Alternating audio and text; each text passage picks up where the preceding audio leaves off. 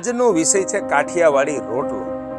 આપણો એક દુહો છે અમારો ગુજરાતી કે હે કાઠિયાવાડમાં કોક દી અને તું ભૂલો પણ ભગવાન એ તું થા મારો મોઘેરો મહેમાન. અરે તને સ્વર્ગ ભૂલાવું સાંભળા. સાંભળો એટલે શ્રી કૃષ્ણ, સાંભળો એટલે પરમાત્મા. જ્યારે 6ઠા 7મા ધોરણમાં મેં આ દુહો સાંભળ્યો અને મારી યુવાની આવી તો મેં એવું અનુમાન કર્યું અને બધી પ્રજાએ એવું અનુમાન કર્યું હોય કે આ દુહો એક કોઈ કવિરાજ કોઈ રાજમહેલમાં મહેમાન થયા હશે અને એ રજવાડાનો રોટલો અને એ ભાતના ભોજન ખાધા હશે અને એમાંથી એને અહેસાસ અને આ સ્ફૂર્ણા થઈ છે અને આ દુહાની રચના આવી રીતે થઈ છે. પણ એવું નથી. આઝાદી પહેલા અંગ્રેજો સામે આઝાદીનું જંગ ચાલતો હતો ત્યારે સૌરાષ્ટ્રના પાલરવભા ગઢવી નામના એક કવિએ પણ ઘણી બધી કાવ્યો રચનાઓ લોકોની ચેતના જાગે એની લખીને એની પાછળ ધરપકડનું વરણ અંગ્રેજોએ કાઢ્યું. ત્યારે એ ઘર છોડી અને જુદા જુદા રજવાડામાં અઠવાડિયું રોકાતા હતા અને અંગ્રેજોથી ની ધરપકડથી એમ કે ભાગતા ફરતા હતા અને પાળિયાદ બાજુ કોઈ દરબારગઢમાં રોકાણા. અઠવાડિયું પછી અહીંયાથી વિદાય લીધી અને સાયલા બાજુ જવાનું. તો સવારે શિરામણ કરી અને નીકળ્યા અને તેથી તો વાહનો હતા નહીં અને પ્રૌઢ ઉંમર તો એ હાલીને નીકળ્યા અને ભાદરવાનો તડકો અને એ સુખભાદર નદી ટપી અને સામે કાંઠે ચડ્યા. લગભગ બપોરના 1:30-2 થઈ ગયા. તડકો કે મારું કામ. પછી એને વિચાર આવ્યો કે હવે ક્યાંક આરામ કરવો પડશે. સામે એક નજર કરી તો એક લીલી વાડી દેખાણી અને ત્યાં ગયા તો એ એક આ સૌરાષ્ટ્ર પ્રદેશની મૂળ પ્રજા તળપદા કોળીની વાડી હતી અને ત્યાં અમારા આ કરમસિંહભાઈ જે સામે અહીંના ગરધણી બેઠા છે એવા એ એક કોળી દંપતી યુવાન ત્યાં હતું અને મેં પાલરુભાને જોઈને કીધું કે આવો આવો ગઢવી લાગો છો? તો કે હા છીએ તો ગઢવી. એ કે બપોરા બાકી? તો બપોરા તો બાકી છે. તો કે અમે બપોરા કરી લીધા પણ રોંઢી કરવી. ખેડૂતો ત્યારે એટલી મહેનત કરતા કે બપોરે ભોજન લીધા પછી પણ એને 4-5 વાગે ભૂખ લાગે તો 5 વાગે જે રોટલા છાશ ખાઈને રોંઢી કહેતા. એ કે રોંઢી કરવાના 2 રોટલા પડ્યા છે, છાશ છે, જો બેસી જાઓ. એ બાજરાના આવા 2 રોટલા દીધા, તાવડી કઢા અને છાશ આપી અને ડુંગળીના 2 ગાંઠિયા ભાંગી દીધા. એ રોટલા છાશ અને ડુંગળી ખાધી. પછી એક કાથાનો ખાટલો હતો. એ કે તમે લંબાવો. એ કે તો એ કે હાલાતા ખૂબ સવારથી બપોર સુધી એ સૂતા. આપણે માની લઈએ 2-2:30નો સમય થયો છે. એ મહેમાન સૂતા પાલરવભા અને પછી દી સાવ ત્રાસો આથમ અને અડધા કલાકની વાર, અડધો કલાકની ત્યાં સુધી સૂતા. થાકી ગયા હતા પ્રૌઢ માણસ. પછી પડખા મીંડા ફરવા તા એ ગરધણી સ્ત્રીને અંદાજ આવી ગયો કે હવે મહેમાન જાગશે અને એ વાડીએ પાણીનું માટલું હતું. એની ઉપર અવળું કે નાનું માટલું હોય એને મોરૈયો. એ પાણીનો મોરૈયો ભરી અને 2 હાથે આમ સામે ઊભી અને પાલરવભાની આંખો ખુલીને તા એ કાઠિયાવાડીની સ્ત્રી હાથમાં પાણી લઈ અને મહેમાનના સ્વાગત માટે ઊભી છે અને ત્યાં એને અંતસ્ફૂર્ણા થઈ અને આ દુહાની રચના થઈ. કાઠિયાવાડમાં કોકદી ભૂલો પડતું ભગવાન થા મારો મોંઘેરો મહેમાન તને સ્વર્ગ ભૂલાવું સાંભળા.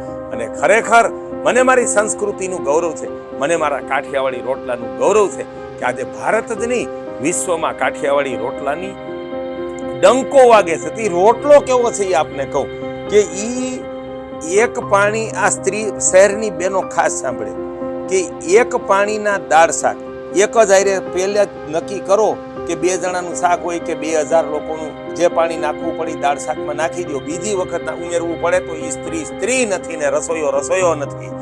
એક પાણીના દાળ શાક અને 7 પાણીનો રોટલો બાજરાના લોટને મસળી અને પછી એ પીંડો વારે અને પીંડો વારીને જ્યારે હાથમાં એ ઘડવાનું શરૂ કરે, બાજુમાં પાણી પડ્યું હોય એ પાણીમાં હાથ બોળી અને એમાં લગાડે જાય અને ટીપે જાય. એ 7 વખત પાણી લઈ અને મસળે અને પછી એ ટીપે 7 વખત પાણી લઈને મસળવાનો અને પછી હાથથી ટીપી અને એ તાવડીમાં આ પોપ આમ ઉપસીને દડા જેવો થાય એવો રોટલો હોય, એવી રોટલી હોય. અને અમારા કાઠિયાવાડી 2 દેશી શાક. આ છે દેશી ગુવાર ઘોઘાનો, એનું આખા ગુવારનું શાક અને આ દેશી પીળી સફેદ સિંગના ભીંડાનું આખા ભીંડાનું શાક. હવે આની વિશેષતા, ભીંડાની દુનિયામાં સૌથી મીઠો આ સફેદ ભીંડો અને આ દેશી ગુવાર. શહેરના લોકોને રાંધતા જ નથી આવડતું. કૂણી બી વગરની ભીંડાની ગુવારની સિંગ ખરીદે એનું શાક ફટાફટ કુકરમાં બનાવે તેજ તાપથી, ઈ તો ધાનને ધૂળ કરીને ખાવાની વાત છે. આ દેશી પદાર્થો મીઠા છે, ઈ સિંગ પાકવી જોઈએ. આપને ઈ પણ કહી દઉં કે ભાજી કૂણા પાનની સારી. કોઈ પણ તાંજરીઓ, પાલક, મેથીમાં ફૂલ આવે ને ઈ પેલાની ભાજી સારી. શાક છે ઈ કૂણા બીજ વાળું સારું, કારણ કે પોષક અને સ્વાદ ત્યારે જ આવે કે એમાં કૂણા બી થઈ જાય. અને ફળ છે ને ઈ ઝાડ પાકેલું સારું. ત્યારે બી થવા જોઈએ કૂણા, અને ઈ બી વાળો ભીંડો ગુવાર હોય પછી એને ચૂલા ઉપર રાંધવાનું. અને શેરમાં જે સત્યાનાશ કાઢ્યો છે ઓલા હાઇબ્રિડ ટમેટા, એ કે દરેક દાળ શાક એમાં ટમેટા નાખીને સ્વાદ ફીકો થઈ જાય.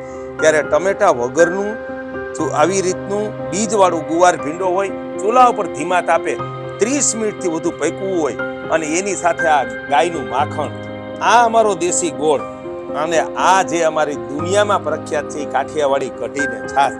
આજે અમે ચોટીલા તાલુકાનું ઠાંગા વિસ્તાર, ત્યાં જળક્રાંતિ ટ્રસ્ટ દ્વારા 51 તળાવની યોજના હાથમાં લીધી છે. આ ઘેર ઘેર ગીર ગાયો બંધાવવાની છે. સામે પછી તમે જોઈ શકશો અહીંયા 3 ગીર ગાય અમે બંધાવી છે. અને ત્યાં કે હવે દેશી કુળના વૃક્ષોનું વાવેતર થશે. ત્યારે અમે અવારનવાર કરમશીભાઈ અને એના ધર્મપત્નીને અહીંયા મહેમાન બનીએ છીએ. આ એવું જ છાપરું અસર અમારું ગામથી ખેડૂતનું, અને અહીંયા અમે સ્વાદ લઈએ છીએ.